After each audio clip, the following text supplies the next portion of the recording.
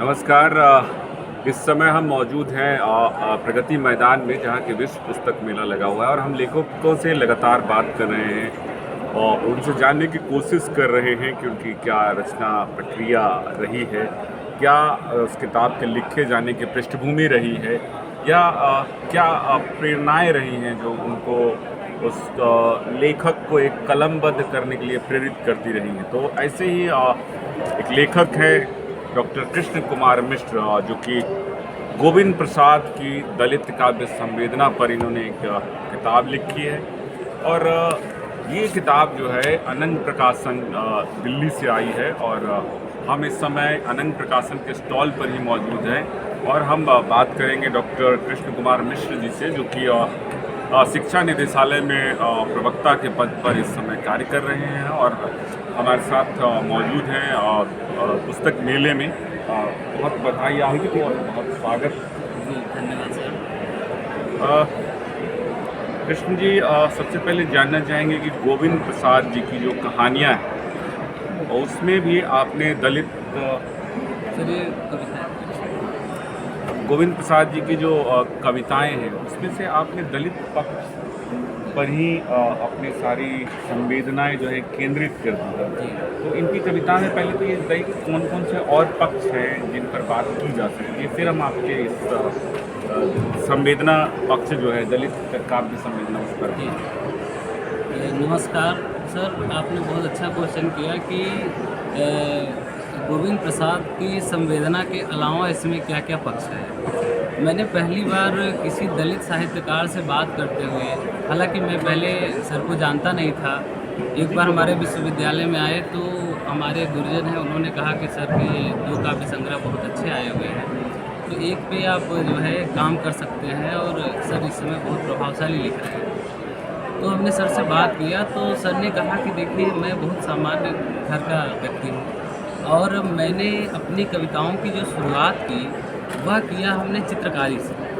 उन्होंने कहा उनके जब दरअसल वहाँ पर एक कवि सम्मेलन हुआ तो उन्होंने एक जो है कविता सुनाई जो मतलब कि सबको बहुत पसंद आई और वहाँ कई सारे संपादक थे पत्रिकाओं के, तो उन्होंने भी कहा कि सर आपकी कविता को हम छापना चाहें। तो जब सर ने कहा कि आप इनके ऊपर कर सकते हैं तो हमने गोविंद प्रसाद सर से बात किया तो देखा कि उन्होंने दलितों के साथ, उन्होंने कहा कि मुझे नहीं पता है कि दलित कौन कौन है, लेकिन मैं जिस जगह से आता हूँ, दिल्ली के पुरानी दिल्ली से, सीताराम बाज़ार से, वहाँ मैंने ऐसे तमाम लोगों को देखा जिनको लगा कि जैसे उनको दबाया गया हो, कुचला गया हो, उनको ज़रूरत की चीज़ें नहीं मिल रही थी। तो हमारा संघर्ष वहीं से शुरू होता है और मैं शुरुआत में बहुत संघर्ष के साथ पढ़ाई करती हूँ और बताते हैं कि मैं छोटे छोटे पेंटिंग और चित्रकारी ये सब जो है बना करके बेच करके मैंने पढ़ाई किया और फिर मैंने उन चित्रों को शब्दों में उतारना शुरू किया। मतलब सीताराम बाजार की पृष्ठभूमि ली है। जी। बहुत ही सद्भावनापूर्ण देखें तो रहा है माहौल वहाँ का सीताराम बाजार का, कि वहाँ मुस्लिम और हिंदू दोनों समुदाय हैं और लाल किला एक राष्ट्रीय संस्कृति का प्रतीक भी है वहीं पर। तो इनकी कविताओं में क्या आपको सीताराम बाजार, लाल किला या वहाँ की मजबूरियाँ दिखाई पड़ी हैं? बिल्कुल, जो शुरुआती इनकी कविताएं हैं उसमें यहाँ के कोई कैट लगे हैं क्या? हालांकि इस समय काफ़ी समय हो गया मुझे जो है सर की जो है कविताएं पढ़े हुए, लेकिन इनकी कविताओं में ऐसे है कि जैसे ये कुछ बात कहते कहते रुक जाते हैं और वो संवेदनाएं जो है उभर कर आती है इनकी कविताओं में, जो इन्होंने प्रत्यक्षतः देखा है और उसको चित्रों के माध्यम से दिखाया है। बाद में हम देखते हैं कि यह अपने गली मोहल्ले को छोड़ते हुए मतलब कहते हैं कि राष्ट्रीय स्तर पर जो है अपनी पहचान बनाते हैं और वहाँ भी दलित संवेदना के साथ साथ जो सर्वहारा वर्ग है उसको ले करके हमेशा बात करते हैं।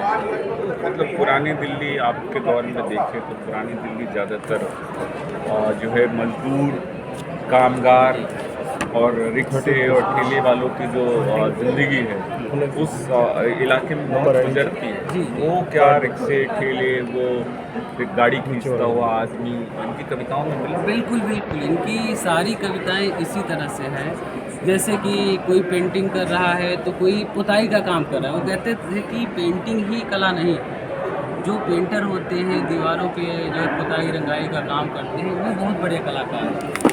फिर मैंने उनसे भी बहुत कुछ सीखा है। और ठेला खींचता हुआ व्यक्ति जो है, रेहड़ी पर मतलब कुछ बच्चे जो होते हैं कि फूल बेच रहे हैं, तो कोई जूता पॉलिश कर रहा है जिसमें वो आते हैं और आज भी हमको दिख जाता है बहुत ऐसा जो है बहुत कुछ। तो बताते हैं कि वह सारी चीज़ें धीरे धीरे जो है मेरे कलम के नीचे आती गई और मैं उनको धीरे धीरे अपने जो है कविताओं के माध्यम से, और उनकी और भी कई कविताएं हैं। उनकी एक बहुत महत्वपूर्ण रचना है आलाप और अंतरंग, जो हिंदी साहित्य में अपना बहुत अच्छा मुकाम बना चुकी है। उसमें हम देखते हैं कि उन्होंने गद्य और पद्य को जैसे चंपू काव्य कहते हैं उस तरह से रचनाएँ किया है। और उसमें मतलब कि कहते हैं कि जो शरीर से परे की चीज़ें उसको भी वह जो है लाना चाहते हैं। जैसा कि इसका शीर्षक है कोई ऐसा शब्द, तो वह मतलब किसी ऐसी सत्ता से ऐसे शब्दों को मांगते हैं जो समाज के लिए, देश के लिए कल्याणकारी हो, लोगों में सद्भाव की भावना पैदा करे। आपने भी उनका इंटरव्यू किया है, बिल्कुल। कोई एक प्रश्न का उत्तर जिसने आपको बहुत ज़्यादा प्रभावित किया हो? आपके ही प्रश्न थे, उत्तर उनके थे। अब मैं आपसे पूछ रहा हूँ कि एक प्रश्न वैसे तो अमूमन पूछा नहीं जाता कि आपको क्या प्रभावित थी। मैं ये जानना चाहता हूँ आपका ऐसा कौन सा प्रश्न था जो उनको प्रभावित अ, ऐसा तो मुझे खैर विशेष याद नहीं आ रहा है, लेकिन जब मैंने सर से मिला, मैं उस समय मतलब कि एमफिल कर रहा था जब सर से मुलाकात हुई, तो मतलब कि और मुझे कोई मिलाने नहीं ले गया, मुझे रेफरेंस दिया कि आप जाइए मिल लीजिए, बहुत सहज करते हैं। तो सच में जब मैं गया तो जैसे अपने यहाँ जो रहने के लिए नागार्जुन सराय करके गेस्ट हाउस है, तो वहाँ जब मैं कहा कि सर मैं अंदर आ सकता हूँ, वहाँ कहे हाँ हाँ आओ आओ।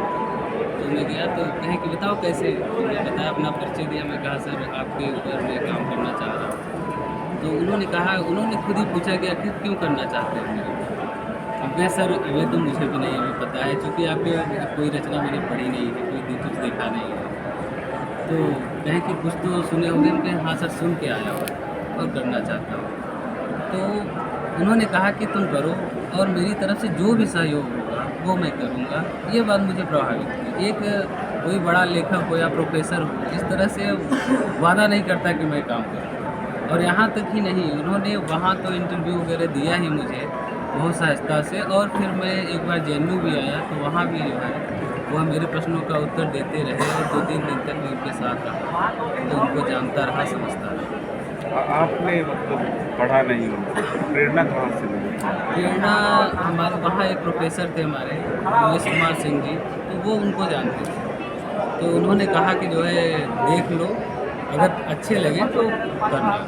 तो जब मैं इनकी जो है कविता संग्रह को इनके पढ़ा देखा तो मुझे लगा कि नहीं जो है बहुत अच्छा है, इसमें काम करना चाहिए। उन्होंने जो एक सामान्य दलित शब्द है उसका सामान्यीकरण करते हुए समाज के अन्य हिस्सों से जोड़ते हैं, इसको देखा है इस किताब में। बिल्कुल बिल्कुल। आपने इस पूरे दृष्टिकोण को कैसे देखा? मैंने देखा कि जैसे आजकल जो समाज में दलित विमर्श, स्त्री विमर्श चल ही रहा है, सबको पता ही है, लेकिन उनके यहाँ जैसे विमर्श जैसी चीज़ नहीं, उन्होंने उसका एकदम सामान्यीकरण कर दिया है, उसका विवेचन कर दिया है कि मतलब इसको हो हल्ला मचाने की चीज़ नहीं है, इसको हम संवेदनात्मक रूप से समझ सकते हैं। और जो समझेगा वही दलितों की पीड़ा को समझ सकता है। बात करने के लिए तो दुनिया भर की बात की है। जी, तो ये हमारे साथ बात कर रहे थे डॉक्टर कृष्ण कुमार मिश्र जी की, जो कि गोविंद प्रसाद की दलित काव्य संवेदना के लेखक हैं। और दिल सीताराम और पुरानी दिल्ली की जो पृष्ठभूमि है वो संघर्ष करने वाले लोगों की एक पूरा समुदाय है वहाँ पर। अगर आप कभी पुरानी दिल्ली से गुजरे, सीताराम बाज़ार, गली गुलियान और तमाम चांदनी चौक की गलियों से गुजरेंगे तो हर कोई व्यक्ति आपको संघर्ष करता हुआ नजर आएगा। कोई कंधे पे किताब ढो रहा है, कोई साड़ी उठा रहा है, कोई सामान बेच रहा है, कोई चश्मा बेच रहा है, कोई बेल्ट बेचता हुआ, कोई पर्स बेचता हुआ, कोई जूते पॉलिश करता हुआ, जैसे कि जिक्र भी कर रहे थे। तो ये तमाम तरह की चीज़ें जो है उन्होंने सड़कों से उठाकर और कविता की शीर्षक तक पहुंचाया है। और उसको डॉक्टर कृष्ण कुमार मिश्र जी ने जो है बाद में उन संवेदनाओं में से कुछ संवेदनात्मक पक्षों को चुन करके इस किताब में रखा है। तो इस किताब को एक बार ज़रूर पढ़ें। और ये अनंत प्रकाशन दिल्ली से आई है और आप इसको पढ़ करके पूरी दिल्ली में जो पुरानी दिल्ली को लेकर के जो समझ है आपकी, उसको भी बहुत अच्छे से और विस्तृत करके जान पाएंगे कि पुरानी दिल्ली में और क्या समस्याएं हैं और कैसे सड़क की चीज़ों को साहित्य जो है अपने कोख में मतलब रख लेता है और उसके बाद शब्दबद्ध करके वापस लोगों को सौंपता है। यही काम डॉक्टर कृष्ण कुमार मिश्र। धन्यवाद सर आपका भी।